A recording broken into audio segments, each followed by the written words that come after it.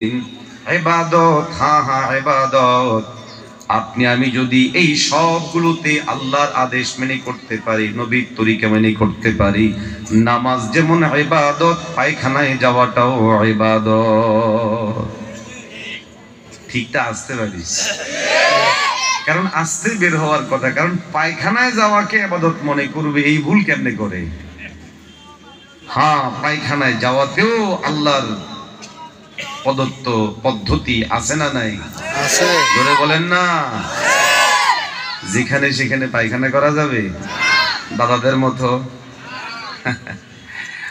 ওরা এত পরিমাণ উন্নত, এখনো মিছিল করতে হয়, বাহিরে আমরা হাঁকবো না, গু আমরা খাবো না।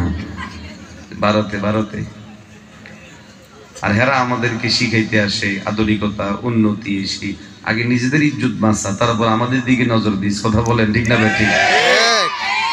যাক, সেদিকে যাবো না, ঠিক জোরে বলেন না, কথার কথা বলতেছি আর কি। ওরা সভ্যতা শিখাতে আসে, টয়লেট এটার সাথেও রবের প্রিয় হাবিবের